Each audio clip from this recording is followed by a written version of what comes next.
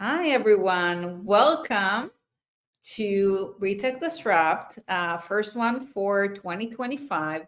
We're very excited to see everyone here today at the event. I see a lot of people joining from all over the world and very excited to kick this off. For those who don't know me, I'm Yael Kochman. I am the founder and CEO of Retech, and we are a community and innovation hub for retailers, brands, tech companies, investors, industry leaders, basically anyone who's interested in the intersection of retail tech and innovation. We have a global reach. We've been around for a little over 12 years, done more than 50 events so far.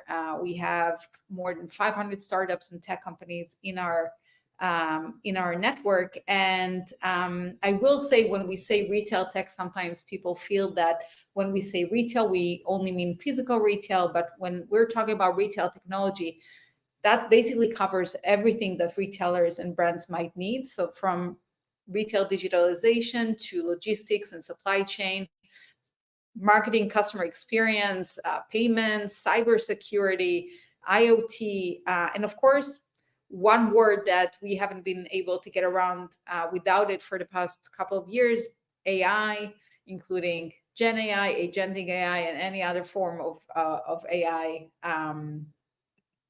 So for today's topic, we are going to be talking about retail innovation under tariffs or under pressure, because tariffs are obviously a challenge, just like any other challenge that we pass by through the years. Retail is always the first industry that gets affected by whatever happens in the market.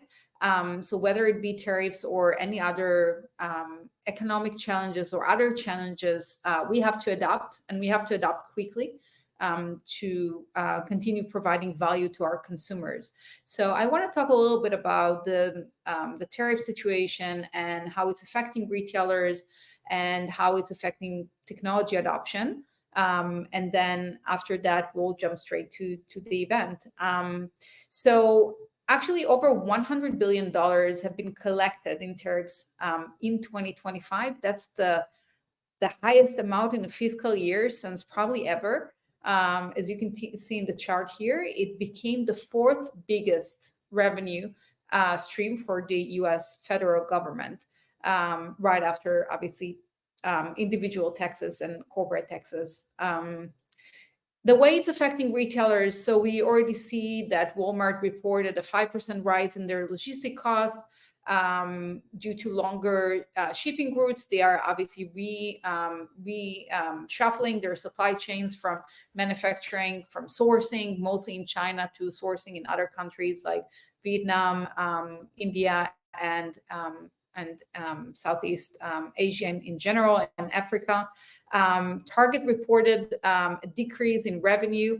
We can obviously argue how much of that 3.2% is coming from the tariffs and how much is maybe covering for other things that are happening there. But it's clear that there is a huge effect on the retail market. 55% of US companies are reconfiguring their supply chains, whether it's including reshoring manufacturing, or reshuffling, or diversifying their supplier list. And then when we look at technology, 95% of retail leaders confirm that AI is a top C-suite priority, but then only 40% of retailers are fully prepared for AI due to data gaps and other human labor and other issues that are preventing them from fully implementing AI. And obviously, it's a process. We can't. It's like a child doesn't walk in one day. We still need to adopt, and we need to learn how to implement AI, and the whole business is obviously going through a huge transformation, and that's a lot of what we're going to be covering today. 66% of CEOs view supply chain realignment as an opportunity, not as a risk. So that teaches us that in every crisis there is an opportunity. And this is really what we want to focus on today. We don't want to focus on, why tariffs are happening, why it's bad, why it's good. It doesn't matter. We are here to talk about how we are adapting, how we are cost saving, how we are coming up with new revenue models. And speaking of new revenue models, retail media is obviously booming, forecasted to grow to 176 billion globally, and already being 15% of global ad spend. That's incredible. And of course, there is a huge gap between Amazon doing $60 billion a year from retail media, and then Walmart with 4 point something, Target with a little over 2 billion, I think, and everyone else kind of lagging behind. And really depends on the structure of your business and whether retail media is strategic or not. But it is clear that a lot of the revenue is going there, and it's really affecting the bottom line of the retailers that are taking it seriously. And on top of retail media, obviously, we are looking at other revenue models like subscriptions, marketplaces, and others. So for today's agenda, we lined up for you the first part with some very interesting panels and keynotes. We will then break out for the roundtable discussions, and the last interactive part of the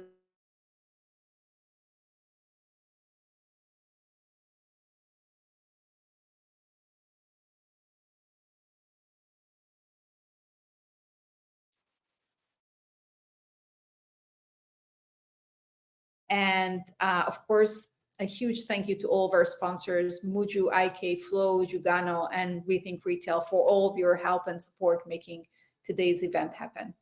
And of course, a special thank you for our audience for showing up today. We have a really global audience today coming from all over the world, US, UK, Europe, Israel, Latin America, and everyone else. Thank you so much for showing up today to be with us. So let's get started with our first panel discussion about optimizing retail operations under pressure. And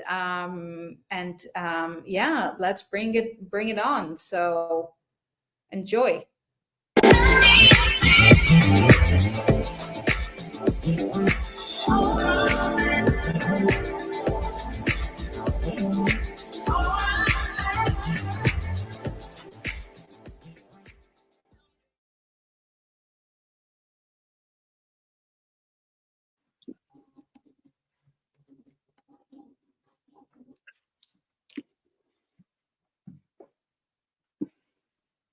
Hey, good morning. I'm Richard Kestenbaum, and I'm a partner and co-founder at Triangle Capital. We are based in New York. We do mergers and acquisitions in retail and consumer. And if you're building a company and the time has come for you to talk about strategic options, we'd love to talk to you and see if we can be helpful, and happy to share information anytime. I'm also a contributor to Forbes, where I write about trends in consumer and retail. We have two great panelists today, Bjorn and Fatih. Panelists, why don't we start with you, Fatih? Why don't you introduce yourselves and give us a little background on what you guys do? Yeah, so good morning, everyone, and happy to be here. Here's Fatih. I am the VP of Data and AI at Daldo Group, a global retailer. I lead everything related to the data, AI, Gen AI, agentic AI, and machine learning in production, as well as the data governance, data privacy, a data engineering platform, and data products.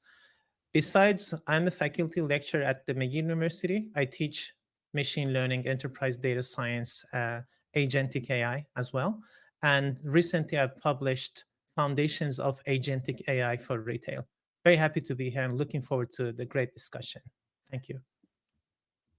Bjorn. Good morning and good afternoon, depending a little bit where you are in this world. I'm Bjorn Bengtsson. I am, as it says under my name here, Chief Product and Supply Chain Officer. That means I'm responsible for pretty much everything from start into our distribution center in the United States, where other teams take over. I run design, production, product development, and technical design for the company. And I am as such responsible for the supply chain. I'm also a professor at Parsons School of Design. I teach in the MPS program there. I teach a couple of different classes. I teach retailing, I teach production, and a few other things. Okay. Over to you, Richard. Great. Okay, great panelists, and thank you guys for being here. So we're here to talk about how AI and costs or reducing costs are related. But before we get into that, let's talk about the premise of that.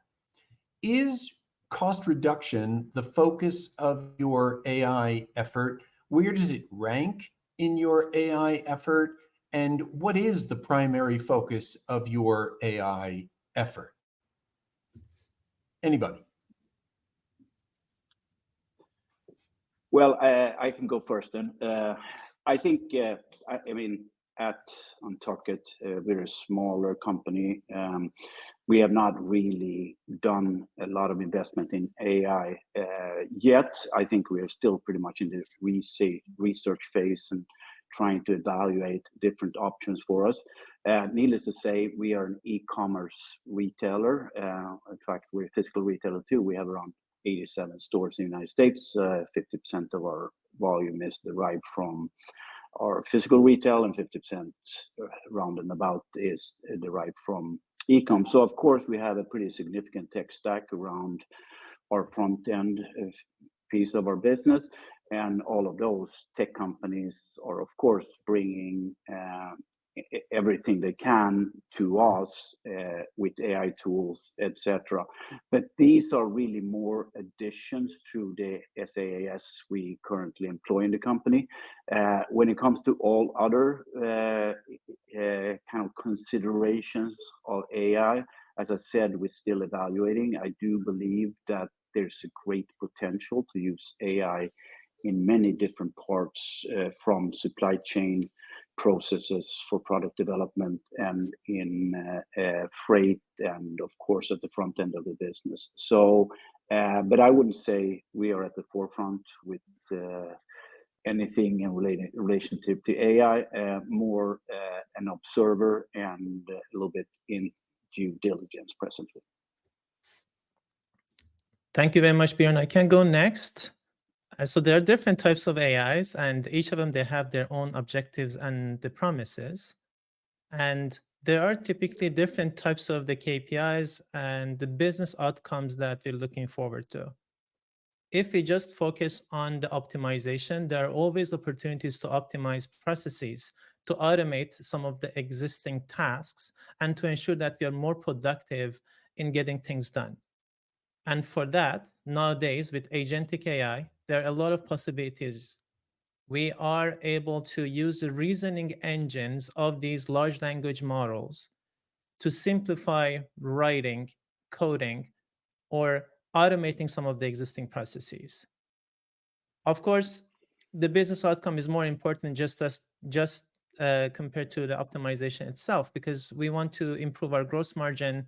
We want to make more profits. And along the way, we are looking forward to spend our time on the processes and on the businesses that brings us the most value. And different types of AI helps us to make that happen as well. So we focus on the right processes, on the right use cases, and to get things done. So I can give a bit of the background about the type of things that we do at the Aldo Group. We've been working on a revenue growth management project that optimizes markdown and also the order fulfillment based on advanced demand forecasting models with machine learning.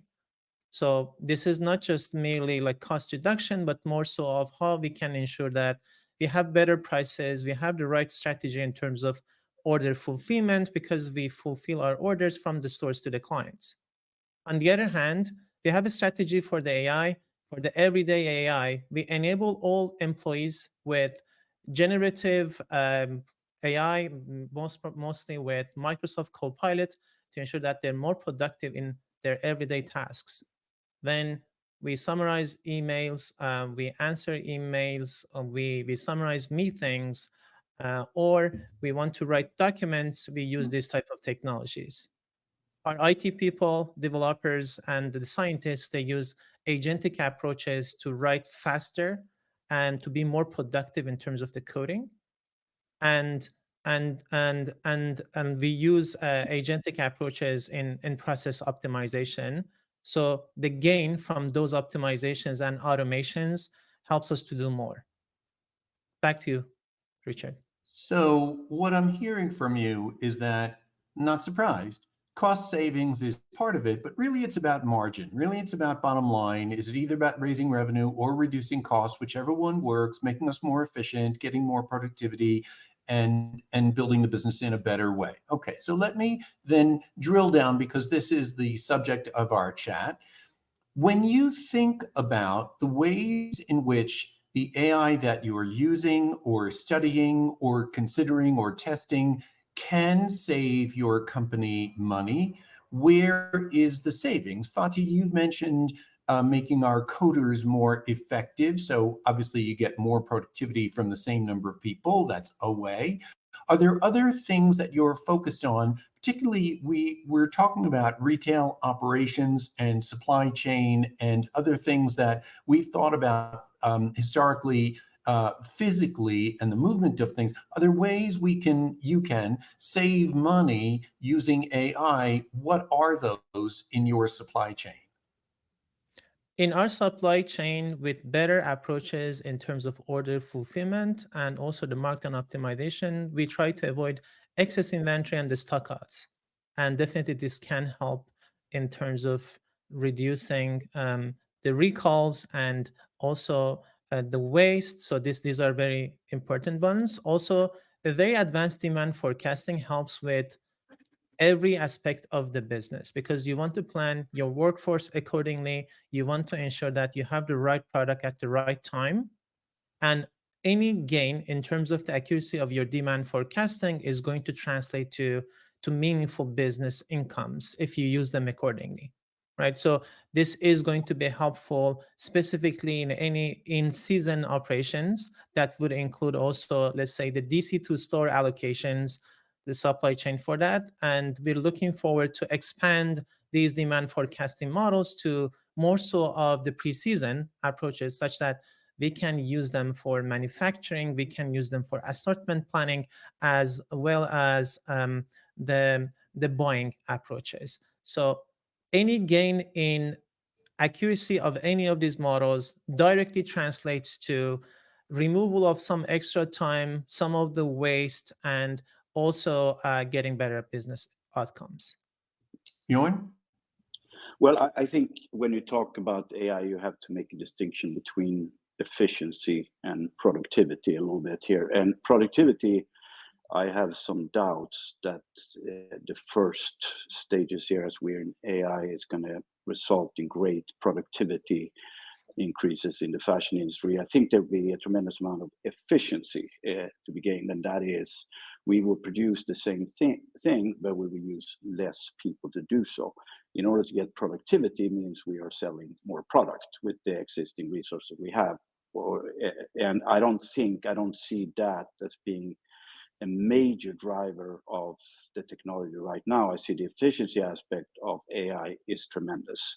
And I think it also means that we can do the same amount of work with less people, of course. I think it will be naive to assume that AI is not going to replace some of the functions in fashion as we progress into time here. So I think there will be a great efficiency saving, and on top of that, there's also, of course, what I see as cost savings, because there's a great deal of technology in existence today which allows me to automate or augment image generation, which is a very big part of e-com. And in essence, we spend a lot of money booking photo studios, buying or hiring models, and then we're in the studio for a couple of days. We have to rent the space, then we have a lot of post-production work after that. I see AI being an excellent instrument in that, in replacing some of those processes. And of course, also as that kind of goes onward, there will also be possibilities of using that imagery on our website, use it on social media postings, and we can augment those processes too. So, but to me, all of those things are at this very moment, at least, efficiency based. I don't see AI at this point being able to really gain new customers and sell more product in the market and kind of grow a business based on AI. I see it more as a tool to allow people to focus on its core skills and in the way we can automate a lot of the manual process we have in fashion. Right. Okay. I have a couple of questions about some of the things you guys have said. Fatih, you talked about stockouts, but what about the opposite of that? Markdowns. I call markdowns the poison of retail. And where do you see AI? And I think markdowns is a way more complicated problem because it exists right from the design table to the retail shelf as an issue to be resolved in so many different ways. Do you see AI working on that? Yes, of course. That's one of the things that we're working nowadays on. And as you said, markdown optimization is a bit more sophisticated than just, let's say, a demand forecasting model because it has multiple components into it. The first one being the demand forecasting, because you want to know if you're going to be selling these products at the right time, at the right places, and you can also anticipate the sell-through. But then you want to understand the price elasticity to know if the clients are going to be willing to pay specific type of prices. And once you identify that price elasticity, there's an optimization that needs to be done to identify if I change the price this much or that much, how this is going to have an impact on my sell-through and my GM, and based on that, suggest new prices. So that's one of the key pieces of our revenue growth management project that we're working on. And the other piece of the puzzle that works hand in hand with this markdown optimization is the order fulfillment optimization. If I know that I'm not going to be selling this specific product in that specific store, but there is a demand on the other store, then when I ship the product from the e-com system, from a store, I can pick the right store, the one that doesn't have the demand. So in this way, I can avoid markdown situations and also the excess inventory. But there are so many different types of AIs and so many different types of use cases. I just want to also piggyback on what Bjorn said in terms of the productivity gains and also the efficiency. So looking at productivity itself, we can talk about different levels of the productivity. We can talk about productivity of, your data and AI teams, for instance, how, not in a sense that, okay, how many more products I can generate, but more so of how productive my team is to be able to achieve some of these, predictive and prescriptive type of tasks. The other part of that is you can automate marketing and you can make marketing a lot more efficient as well as effective so that you can actually maybe sell more products. Do we see that at this moment? I mean, there are some glimpses of that we are able to write some of the marketing scripts and product descriptions as well as the SEO descriptions that they help with the marketing. Right. Okay. And Bjorn, you talked about using less people, and yeah, that's the inevitable consequence of AI if it makes people more productive. How do you think the people that are there after you have less people are different from the pre-AI people that don't use AI? Am I being clear? Yes, you are. And I don't think there are going to be great differences in the skills, because I think at the end of the day, someone who evaluates the results of AI have to have the proficiency to be able to evaluate the end result what the model kind of generates for you. So I think that is not really, with me, a great concern. I think that is, it's more, I think the more interesting aspect of AI is that people be able to allocate their resources to the things they do really well. To sit and fill out spreadsheets, for instance, is not like really well spent time for most individuals. And if you can operate spreadsheets with prompt-based type of LLMs, of course, that's going to be an advantage. Right? But I don't think the proficiency level is going to be increased or decreased. I think it's rather a matter of what are these people good at doing, and let's have them to do more of the things they're really good at doing. So, and that relates also direct to demand forecasting. And I'm not a great believer in demand forecasting. I think there's a lot of good size to it. And Fatih identified some of the things that is really fantastic, price elasticity and all of those aspects is really interesting, I think. But also AI is basically, of course, based on the data that's available to it, okay? If I don't have clean data, good data, AI is not going to really internally do a great job. And the same goes for the future. There is not all data about the future season is simply not available. So no matter how good your demand forecasting becomes, it's never going to be perfect. That doesn't mean you shouldn't use AI for demand forecasting, because there's a lot of good data you can extract out of that, but still the people in the end have to make the decision. So for them, the demand forecasting driven by AI is going to be a tool, an instrument that helps them make better decisions. Yeah.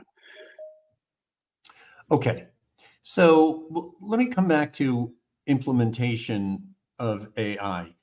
Obviously, AI creates change. Change has risk, and no one wants to be responsible for the problems that can arise in your stack or other ways in which change can have negative impacts. What do you worry about? What do you think are the big risks in the implementation of AI in your companies? I think nowadays, I mean, of course, we're coming from different types of backgrounds, and I'm more optimistic on usage of the AI and the results that I see in the industry. And I would say that as humans, we become actually bottleneck for AI. This might be a bit unorthodox to say, but in a sense that like with the agentic approaches, and because these are not organic and they can scale, you can parallelize and you can make many things happen at the same time. But this might be too fast for humans, and there are going to be resistance across multiple organizations to ensure that we have the right guardrails in place and we have the right human in the loop, like, or the human feedback in the loop. Looking forward to ensure that the right feedback accordingly is fed into those type of systems, and we can incorporate those and deal with the challenges that also Bjorn mentioned in terms of if we have incomplete data or imperfect data, and we try to make decisions based on those, how do we ensure that we can remedy or we can reduce the risk? Because of course, there's no perfect model. All of these models are going to be a generalization of the real life. But then can I actually use reasoning engines to emulate what humans do when they look at the results of the demand forecasting or any other machine learning or optimization model? That's something that we are working on. Yeah.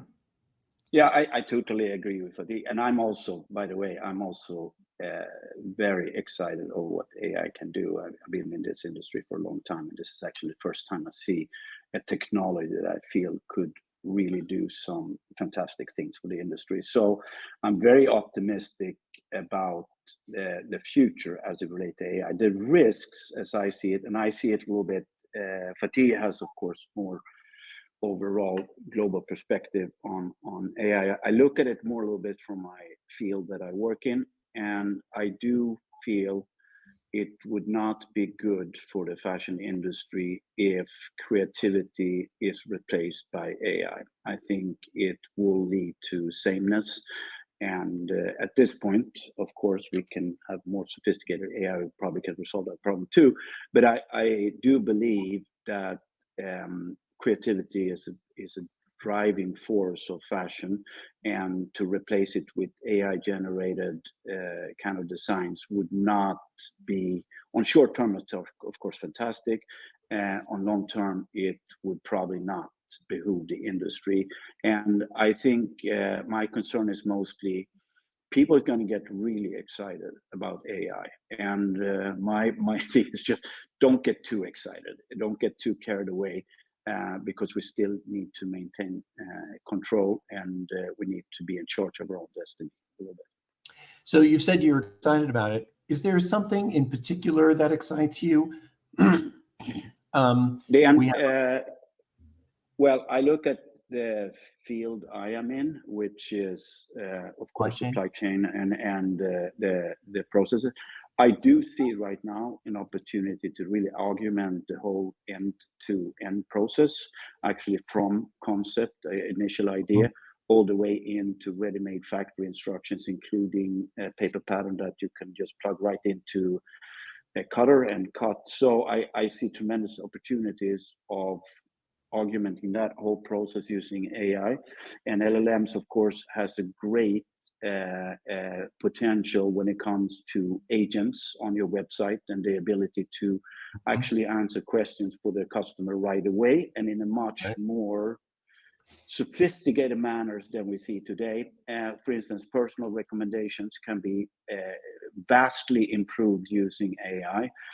Social media postings can be vastly improved using AI. So I see the whole industry kind of dramatically being able to become much more efficient and being able to focus on the things we think is really important. We have not to interrupt you and be rude, I don't mean to, but we have 30 seconds. Fatih, tell us what you think is the most exciting thing. Last word.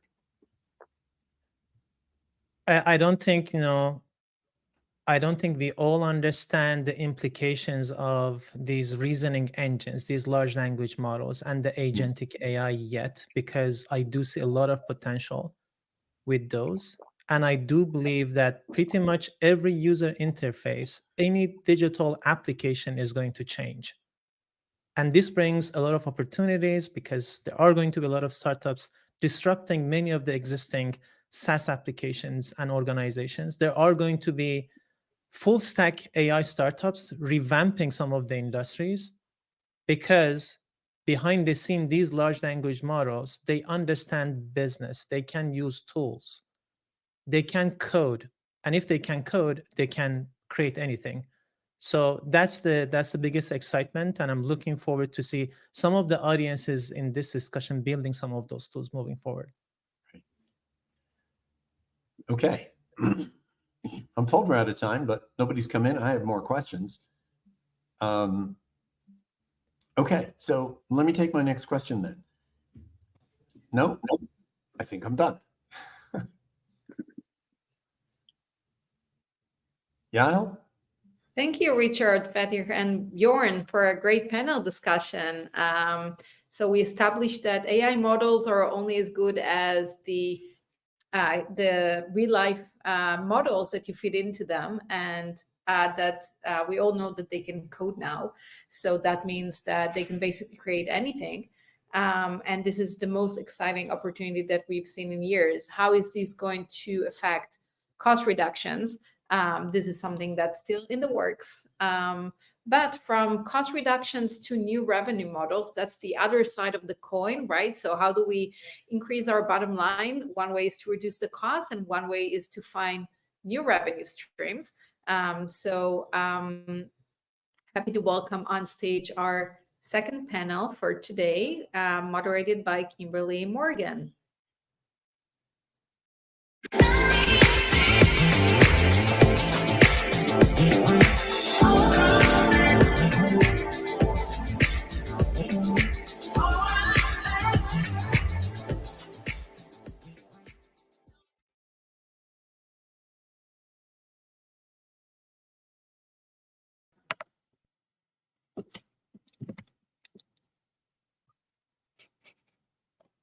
Hello, everyone. Hi, guys. Nice to see you. I'm excited to be here. As Yael shared, we're going to be talking about new revenue frontiers, building growth models for a tariff-fueled world.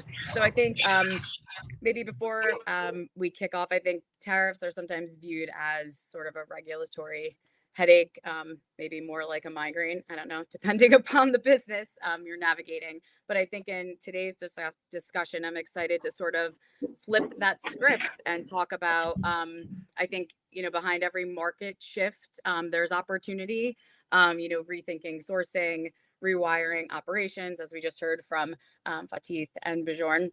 And I think reimagining how we're engaging, acquiring, and retaining customers. So each of you and our panelists today have a unique lens on how your brands are not just sort of weathering, I think, the environment, but actually capitalizing on these pressures and really coming to the table with something that's meaningful.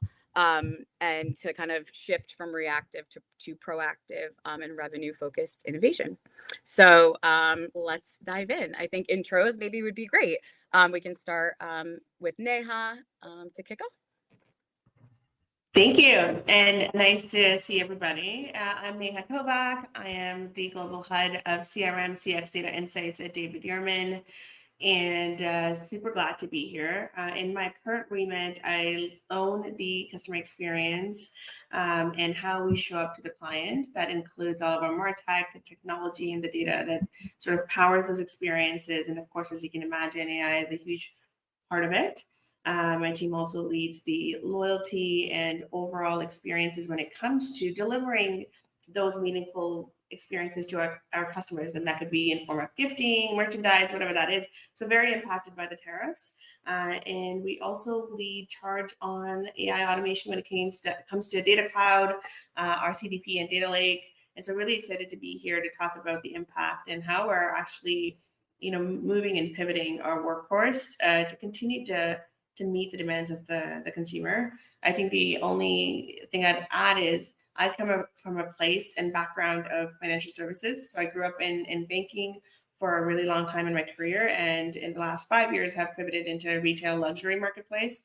And so the consumer sentiment and behavior and expectations are quite different across the industry. So I think I'll bring that lens to what the luxury marketplace and the luxury consumer and their expectations are as we continue to morph with tariff headwinds, but also how do we use technology and AI and data to continue to deliver meaningful experiences. I love that. I think the perspective from like a fintech finance into kind of luxury clienteling probably gives such, again, unique perspective, I think, on how to kind of ensure that luxury experience is maintained, but then also navigate to the business needs as well. So looking forward to diving in. Shri, do you want to introduce yourself next? Absolutely. Hello, everybody.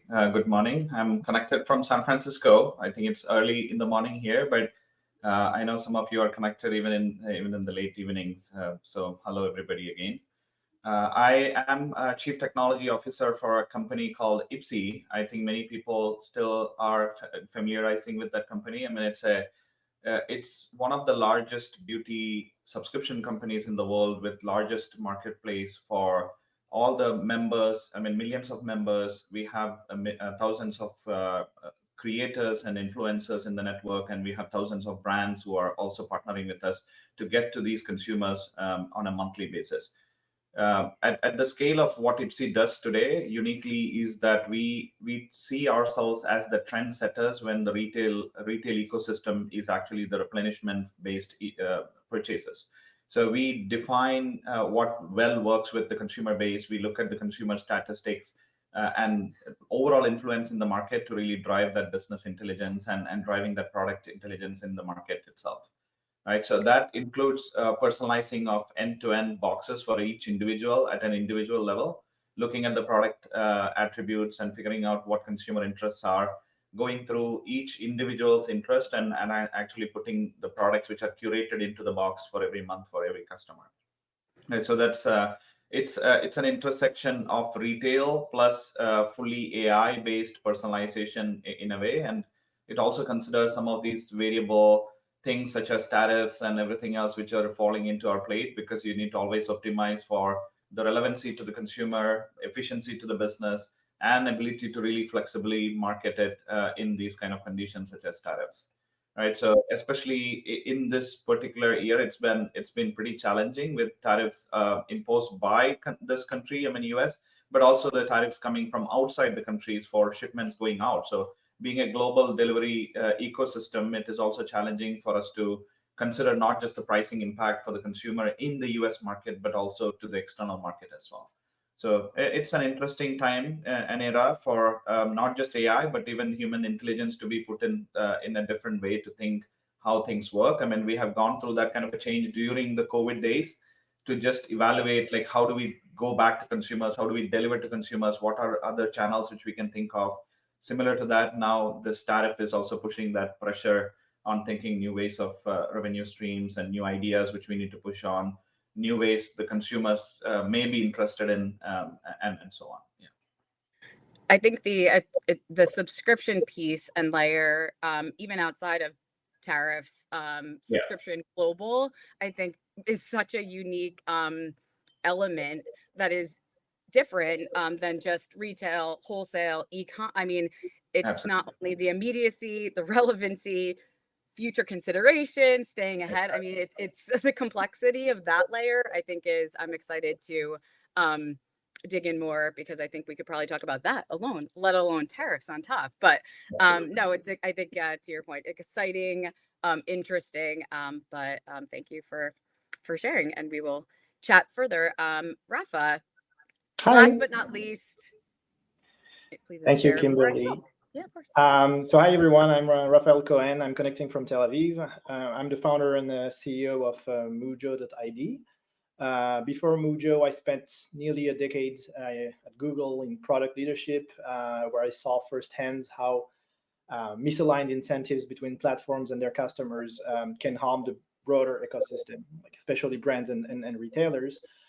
So now with the added pressure of tariffs squeezing retail margins, we're working to help retailers and brands find growth through new monetization models fueled by AI. The timing is great because in the previous era of commerce, we had Google and Meta capturing most of the value by owning the top of the funnel and the go-to-markets in effect of most brands, because they had access to infinite eyeballs, infinite traffic, infinite data. But now in this new era, we see platforms such as ChatGPT or Gemini, like Google again, that they're bound to be even more powerful and potentially capture all of the value of the whole ecosystem, from product awareness to consideration to product choice to the actual transaction. So I strongly believe that the industry needs to fight back early, to organize and fight back. That's what we help to help. We started with a very simple product in retail media. We're embedding conversational agents built by brands to be embedded directly into retailers' websites, giving retailers and brands the control of their customers' relationships, their data, their revenue streams, rather than letting all the value get captured exclusively by ChatGPT or whatever it is, and be able to share the data between them from one intent on one platform, one retailer to another. That's it. That's our mission. Very excited to be here. Looking forward to discussing with you today. Wonderful. Data. I love to talk about data. I think unlocking it, having access to it, normalizing it, but I think also the perspective on brands having ownership, fighting back. I think in the changing search dynamic, I mean, it was shared in the last panel how consumers are requesting information, discovering brands, and then ultimately fulfilling those needs. I think it's that unique intersection of having a conversational tool that's embedded in a brand to own that data, to be smarter, I think is just so critical. So looking forward to talking more about that. Wonderful. Well, let's kick off. I think Neha, we can start with you. You're talking about, I think, clienteling and luxury. I think it'd be great to hear just a little bit of that piece of your scope and, kind of how your team is, approaching, I think, within this, changing ecosystem, that delivering that premium experience. Absolutely, and I'll speak a little bit more broadly in terms of clienteling. The path that we know when it comes to CRM, right, across industry, it's quite different, but very similar in the same sense. So I'll draw some parallels, which I think can really kind of give a nod to on the fintech financial services side versus in the luxury retail side. The customer wants to be known and seen and doesn't want to repeat the same interaction over and over again. So our vision when it comes to clienteling in luxury, it's all about seamless data capture. When a client is in front of you, we want to make sure and understanding the nuances of the customer and not trying to fit a circle into a square.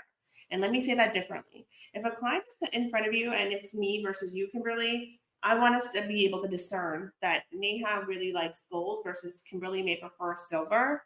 Yep. And so how do we actually take that information? And then Kimberly likes to vacation in France versus I do like to vacation in France.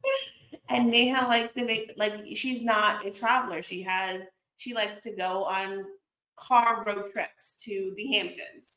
That type of nuance, you can't put circle in a square. It is intelligent data insights that need to be captured and that needs to be automated in a meaningful way that we can then start to ingest that information to personalize outreach, experiences, and making sure that we speak to Neha in a way that Neha wants to be spoken to. And so as part of our clienteling, our focus is really around building solutions for the workforce that is enabling that level of data capture and then taking away what I call data dumpster diving out of the retail front lines to go and spend time that is not going to have the ROI that it deserves. So taking some of that sort of minutia of everyday work out of them. So how do you use data enablement, AI, and overall marketing tactics to surface up? Here's your top 10 clients that you may want to outreach to. And when you do outreach, here is a meeting, a note that you may want to send out to Neha versus Kimberly. We can give a nod to Kimberly's last trip to France versus Neha. Can we bring Neha back in by personalizing the conversation around her last trip to Hamptons? And I think that's where the trend is going. And we need to get really, really crystal clear on what is it that we want to unlock for the customer when it comes to enabling our frontline with the right data sources. So democratizing data, I think, is the crux of it all. The second part is I think that we really lose ourselves in the out of box or a canned solution. And so I'm a big proponent of don't over customize where you can't even maintain, but there is an element of usability when it comes to the end user. How are you building CRM tools, clienteling tools that are really unlocking the adoption for our frontline workers? And so building a tool that may be very brand appropriate, easy to use, and allows the brand ambassadors to go in versus, we know, I'm not going to name drop, but we know solutions that are out there that the UIs are not very friendly. And we stick that in front of the advisors, and those advisors that we know are big revenue generators, there's just no adoption on that. What's the point then? I mean, what's the point? What's the point? And we were having this conversation yesterday over dinner with a CTO who's just most recently launched an agentic tool for the frontline sales around clienteling. So it's automating sort of the bottom layer where you have a masses play. And I think that's really critically important for us to keep in mind is what are you going to take away from the advisors so that they can actually focus on the top of the pyramid that's going to generate the higher ROI? And then what are you going to digitize and automate at the bottom funnel? So that's where our focus has really been on the clienteling side, to making sure that we're taking away the work that is not super complex. It's human on the loop versus human, fully automated. And then what are we going to actually unlock for the top high value clients and for our advisors to go chase that down? So there's like two paths that we're chasing concurrently. I think it's so interesting because it's that feedback loop. I mean, the tool automates for, optimization to have the right information at the right time, but what's the data back so that continue to get smarter? I think, and then I think from a customer standpoint, luxury or not, like I want a brand to know everything about me, like make my life easy. What do I want next? I want this bracelet. Is there a great ear? I mean, it doesn't matter. I think this not knowing about me is that's like those days are over. Like know what I want. Give me more. I don't want to repeat myself. And I think that statement that you made, the square peg round hole, is so poignant. I think also, I always say technology is easy, but people are hard. Like you can implement a tech very quickly. I worked in ERP, nothing's quick in ERP, or like POS implementation, point of sale, like no. But if it's not going to be used, it's useless. So the adoption, what's going to work for your brand? I think those are two amazing points. So thank you for sharing that. I think like building on that, I think Shri kind of like builds right into sort of what IPSI is doing. You're thinking of the customer clienteling and experience, but like the tech stack that needs to go into fulfilling subscription globally, working with distributors and, fulfillment. I'd love for you to share a little bit more on the journey there with kind of the technology that you use, and then how you're kind of unlocking certain areas to navigate the current environment. Absolutely. And I think all of the great call-ups from Neha, especially around how consumers expect us to know them really well. And I think that clearly calls out the statistics of 80% of our consumers are actually willing to give us more information as long as it is used in the right way to really give them relevant products and so on. I mean, it's so valid when it comes to even beauty, right? I mean, coming from a beauty background in general, I think consumers expect that the product works on them and not just because their friend has the same product that it's going to work on them. So they want it to be super personalized or hyper personalized, which goes back to how do you collect that information? So we today at IPSI collect every customer who is going through the acquisition funnel. We collect information such as their preferences, what do they like, what type of products do they use, where do they purchase it from today, so that we actually know like what is the level of quality of the product which they need. Like, are they looking for premium product? Are they looking for so-so kind of products? Are they looking for new trendy products? All of that information goes into this curation of bag for us. And it's done, majority of it is done through AI internally. And we have an in-house based system which we've built. We call it IPSI Match. It's a match of set of products to which type of customer it goes into. And we score every single box for every single month into specific heat map, I would say, like happiness score or sadness score. And then we curate each of the box to the best happiness score for each of the individual customer. And then we ship it to them. And that doesn't end there, right? I mean, we then collect that feedback on a monthly basis too from consumers saying, how did you like the bag? How did you like the box? How did you like the products within? Did it work for you? And that process continues in a 360 way so that we can always optimize for that particular individual customer. Right? And I think that goes into also how do we use that information later on, because it's not just facing to the consumer, but how do we then use that information to go back to the brand and say that this new product of yours, which is, I think, the cool factor about our brand, which has been there for 15 years now. It's a startup company, but it's been there 15 years. And it has developed that engine in a perfect fashion that the input from the customer doesn't just help customer, it helps the brand to develop the products best for the market.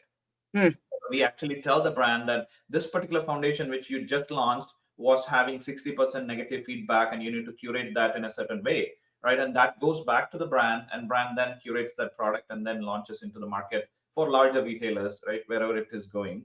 But that input is so critical for the brand nowadays, because if you think about like general retailer, like Macy's or Sephora or Amazon or whatever, you don't get that much of eye views or even getting the feedback from the product in the shortest time possible. And we make it happen through the millions of subscribers who we have. We get that kind of feedback on a monthly basis for every single product goes into the bag. And that is such an information which like no brand gets it anywhere else. Like a mini massive focus group, but like it's true, like you might get a lot of returns on that foundation from retail, but why? And like you're not going to get that. The why is actually the piece that's so necessary. Absolutely.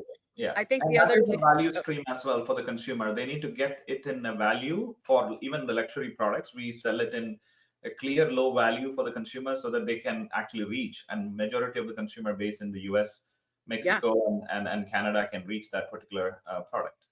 I also think it's so important, like what you shared about you get the happiness score to deliver the box to start, but that feedback loop continues, because today I might be entry point, and in 6 months I'm luxury consumer. Exactly. So my box needs to change with my status, my needs, or I might be downgrading. So I think that consistent relevance, happiness score is so necessary, like that. And then that feedback loop to the brand. So thank you for that share. Those are two amazing points of data that is being unlocked and used in a relevant way. Rafa, I think we talked about, the hyper personalization, the clienteling aspect. I think with the agentic models and then giving brands back ownership. I mean, I think this feels definitely like a business model that can really help bottom line, but also then just that engagement and just relevancy to then, obviously drive sales and connection. But I would love to hear you talk a little bit more about, I think, the unlock of these models and this approach and application for retention and revenue, that you've seen through, your engagement with retailers and brands. Yeah, sure. It's about revenue, but it's mostly about profits and margins. Seeing that, now with tariffs, so there's even more pressure on. It's like the big equalizer, right? Like everyone is hit by tariffs, and in a sense, the way of monetizing data becomes the real differentiator for a retailer. That's the big opportunity, right? So that's what we were trying to help with, profits, really. And to come back to what Sri said, what we so that, like, they're an amazing service. They have like millions of subscribers. I don't know the exact figures, but they have probably enough data to make this data valuable. The question is, how can we leverage, one retailer can leverage the data from the others to make a really powerful platform that knows, everything about the consumer behavior, so everyone can benefit one from another. Brands, retailers, consumers, everyone can benefit from the same ecosystem. So you can really, fight the big tech and when ChatGPT that knows everything, the deepest things about their customers.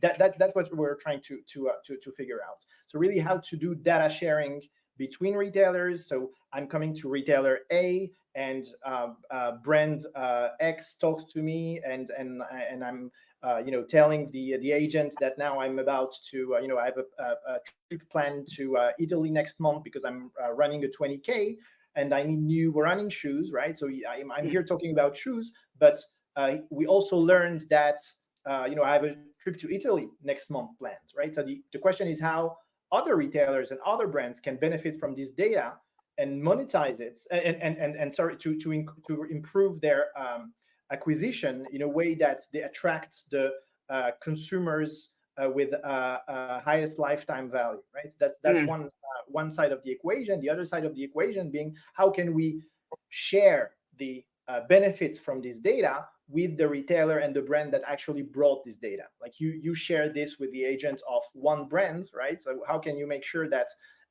if this data is shared across the network of brands and retailers, the retailer and the brand that brought this data, that had this conversation with the consumer, can benefit from this data from a financial standpoint, so they further improve and boost their margins.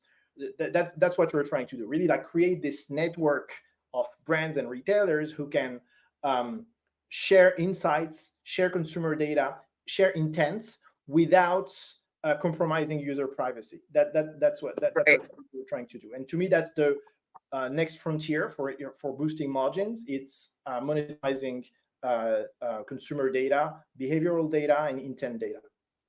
But in that Uber way, it's like 1 + 1 is 4 million, because I think brands are like, this is my consumer in this instance, but that consumer's world, they're running a marathon, they're going to a great restaurant after, so they need Alpha. Exactly. They need travel insurance. They need they need a like, hotel. I'm a whole person. Yeah. Like, that to me is that full 360 view is so powerful, and I think that's what a consumer really wants, right? It's this piece of my journey through all of the brands that I engage with, and how the interactions can be most meaningful today based on what I'm doing, like, everywhere else. Like, that is so relevant, and I think the data unlock there is so powerful. So thank you for sharing. I'm getting the nod, the hook, but thank you so much, Rafa, Neha, Shri, for all of your amazing shares on data and clienteling, and how you're really taking an environment, I think, that's challenging, today's tariffs, which will continue into something next tomorrow, and really delivering what your consumers expect and want from each of your brands, and also enabling retailers to do the same. So thank you very much for your time and insights. Thank you. Thank you. Thank you, Kimberly, for a great moderation, and Neha, Sri, and Rafa for the great insights. And I think it's very clear that, again, data is the key. If you want to monetize, you need the data. I think it's very clear also that every organization has a piece of the puzzle. So retailers might have one piece, and brands might have another piece, and tech companies have a third piece. And we all have to kind of work together to make this work. So thank you all for those great insights. And up next, we have our closing keynote for this first part of the event. And Nuno Miller has, up until very, very recently, been the digital CEO of N Brown, one of the most interesting fashion retailers in the United Kingdom. And he's going to talk about their journey of implementing AI to create efficiency. So enjoy.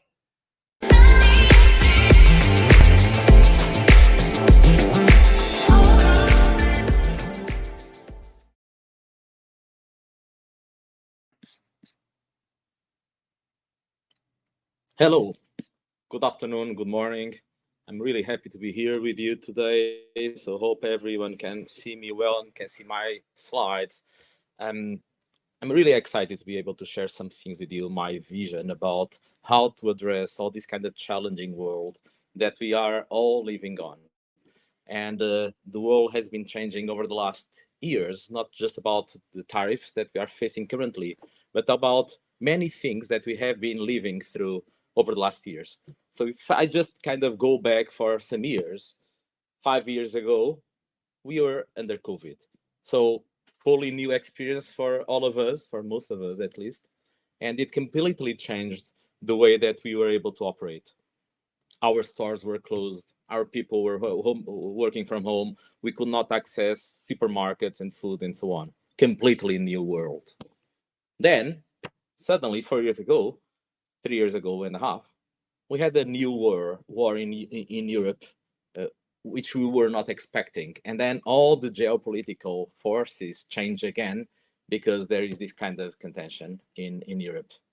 Based on that war, we had inflation exploding to levels that we are not able or used to have. Interest rates were also exploding. Consumer confidence was really at low levels. And that was only 2 years ago.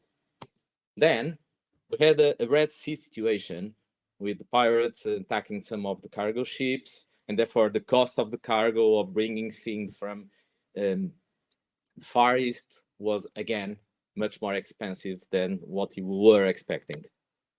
Then ChatGPT appeared, and suddenly all of us start facing a new reality that we are probably not much in touch with, and we just said, this is absolutely new for us, but the power, the potential behind it is absolutely incredible. How can we look at it? What are the things that we need to operate in our companies? The concerns that we have about risk of disclosure information, about accessing copyright information and using copyrighted information, about hallucination, about ethical AI and the usage of it. Then there was another war in the Middle East, and then another crisis with many different states connected to it. And recently, we had the new US administration that obviously created the tariffs that we are discussing today, but also changed completely the rules of the game, and is just bringing, again, a quite question mark to how the world is going to work. And this is our challenge as part of retailer or financial services or consultancy, whatever we work on, is how can we handle this kind of new world that we cannot forecast, we cannot predict, we just need to adapt. And my key point currently is our companies need to become more intelligent, more adaptable, and more efficient.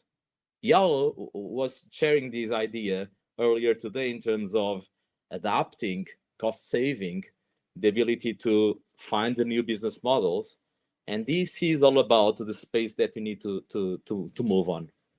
And obviously, if we are a startup with 1, 5, 10, 50 people, it's much easier to navigate on this kind of uncharted waters than if we are a large company with thousands or tens of thousands of people. One key area, and I have 3 key messages to share with you today. The first one is, we were discussing AI just a moment ago. And AI is obviously a very disruptive technology, and it's a part of 5 kind of new technologies that are able to transform and have been transforming our businesses for the last 20 years or so. We had cloud-based computing that enable us to have access to unlimited resources. We have mobile devices that give access to those unlimited resources just from anywhere that we might be on. We had platform businesses that are taking advantage of the cloud-based computing and mobile devices to create a C2C economy where anyone can be a customer or a supplier. We have social networks that completely disrupted the way that our marketing operates, the way that our customers engage with our brands. Again, a totally different new world. And then we had artificial intelligence. And we need to look at all these capabilities and take advantage of the capabilities to how we improve the customer centricity, how we enable our people, how we improve efficiency and seamless integration with suppliers and business partners, and ultimately to unlock new avenues of growth. So the third key takeaway that I have for you today is we need to use digital technology and AI and data as key superpowers to take our people to the next level. Imagine the Incredibles, and they are just people as us, like us, but suddenly they have access to superpowers that enable them to do different things, better things than usually they do. Over my 30 years of experience, I work in different companies. I work at Deloitte as a consultant, and then on B2B apparel businesses as Organtex. I work for digital players as V-Dressing and Farfetch on the luxury and fashion space. I work for omni-channel companies as Parfois and Sonai Group in Portugal. And recently I worked at N Brown, which was it is a 160-year-old catalog retailer, started being a catalog retailer 160 years ago, and then moved to a digital pure player. And all over my experience, namely in this case of Sonai Fashion, we deployed, I have 3 different cases here, an ERP implementation, bringing kind of 4 different brands, resulting from M&A processes that used 6 ERPs into a single instance ERP with a large team, and also putting in place a data platform that, as we know, is absolutely critical to use, to take advantage of data and to use to support AI. We put together a fashion lab, which allowed people from the company to create their own brands, their own ideas, and to use the company as a platform to launch those digital players. And we launched the Tribe XCOM, which was pretty much a group of 10 people under 30 years old that were replicating, discussing the same topics that we were discussing on the executive committee, based on how should we address our people, how should we offer a different store experience, and how should we offer new products to our customers. And in all of those cases, in all of these kind of 30 years of experience, I found out that it's never about technology only. To be able to take advantage of all these kind of capabilities, you need to change culture, ways of working, and to become much more agile than before. The way that I see it happening, and my last experience was, we started by defining the ways of working, the operating model, the framework, because we didn't want each one to work their own space or their own way. We defined the communication model to win hearts and minds, and then we incubate, testing with some experimentation before delivering to the whole company. And we had a model with chapters, kind of the structures that we have in our companies, tribes in terms of cross-functional capabilities and squads. We enable them to address rapid deployment, enabling shared functions as finance and strategic tribes. And we organize the tribes into mission tribes, kind of put the man on the moon, bring him back, and you are done. Move to the next tribe, mission tribe, and journey tribes or brand tribes. So the concept of a squad is bringing different kind of skill set on a cross-functional team, dedicated people, autonomous, dedicated to OKR, limited work in progress, following a framework, and testing with customer, but operating as a squad. There is no single person taking the lead. Each one might take the lead in different points and addressing run, grow, and transformation speed. But ultimately, it is all about delivering value.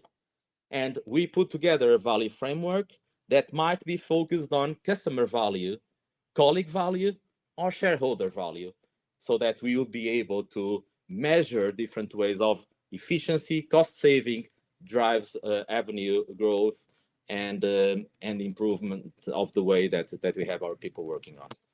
And how we did that? With quarterly planning, redefining priorities, measuring it every fortnight, and being able to continuously measure the value, both with A/B testing and then reporting on 7th, 30th, and 90th day, aligned to OKRs.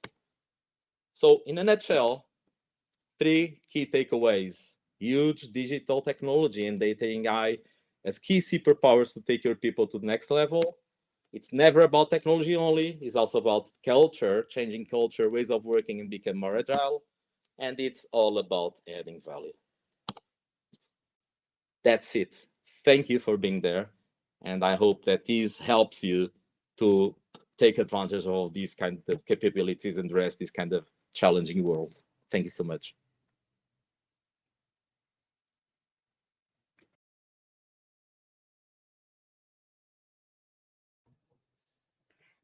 Thank you, Nuno, for a fascinating keynote and just in time for the next part of our session today. So at this point, I want to thank all of our speakers so far, and we'll be moving on directly to the roundtable discussions. We have 3 amazing discussions coming up.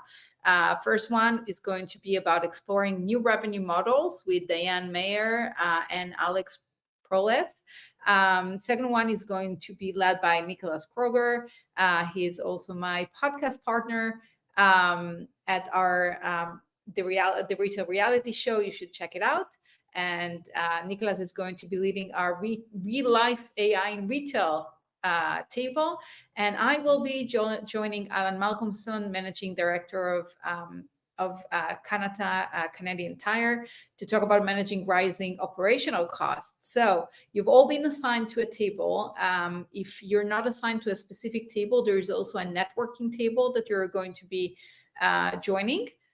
So enjoy the next 25 minutes or so. And then after the roundtable discussions, if you're assigned to any one-to-one meetings, we will start with the one-to-one meetings directly after the roundtable. So please stay with us. You don't need to click on anything. You should be automatically assigned to the right room, both for the roundtable discussions and the meetings. So just stay around and wait for the magic to happen and enjoy all the discussions.